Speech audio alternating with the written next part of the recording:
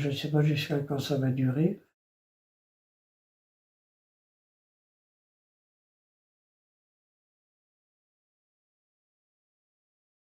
Partout aujourd'hui, partout, on nous bassine avec la prise en charge des vieux.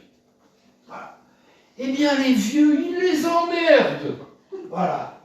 Non, vous ne me prendrez pas en charge. Non, les vieux ne sont pas une charge. Non, les vieux ne sont pas une charge. Les vieux sont une chance pour la société contemporaine. D'accord ?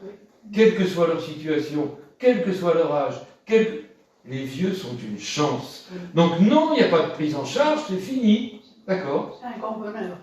Mais oui, exactement.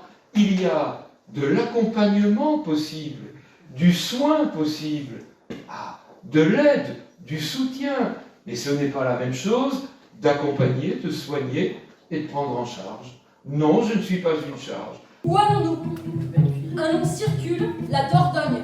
Pourquoi? Personne ne sait, personne ne connaît. Dordogne, préfecture, Périgueux, sous-préfecture, Nontron, Sarlat, Périgueux. J'ai appris ça à l'école.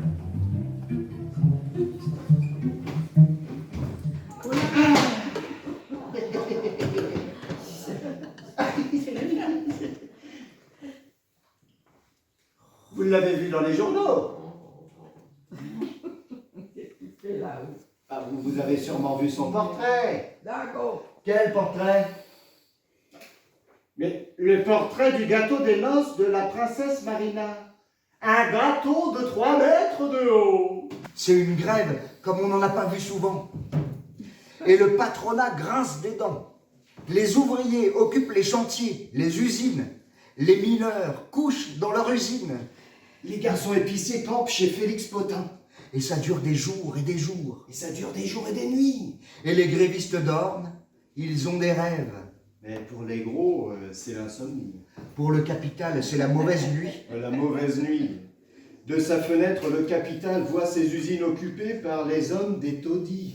Accompagner et pas prendre en charge. Mais si nous pensons une relation d'accompagnement, nous ne penserons pas la même chose que si nous pensons une prise en charge. Vous vous souvenez peut-être les uns et les autres d'une phrase que l'on attribue tantôt à Gandhi, tantôt à Nelson Mandela, qui date de l'époque où ils ont travaillé ensemble. Elle est fondamentale et elle est fondatrice de l'éthique, je crois. Je cite, « Ce que vous faites pour moi, si vous le faites sans moi, alors vous le faites contre moi. » Pas d'accord? D'accord? Oui, parfois, la fuite est nécessaire. Quelques éclats à présent de Laurence Boubeau. L'horreur quotidienne fait saillir la merveille d'un jour. Il n'est point de bonheur sans liberté, ni de liberté sans courage. Périclès. Monsieur le maire. Je la récupère parce que c'est la mienne. 500 voitures, 600 voitures par jour. Trottinette, caravane, expédition, autochenille, camion, bénéfice net, millions, citron.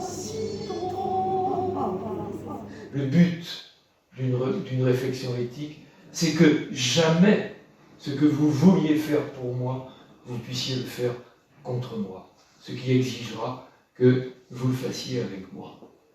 Penser l'action comme cela, ça doit permettre l'ouverture d'un espace de réflexion éthique. Et c'est pour ça que je commençais mon propos tout à l'heure en disant ce qui se passe ici, c'est rare. C'est rare et ça a une valeur formidable. Merci.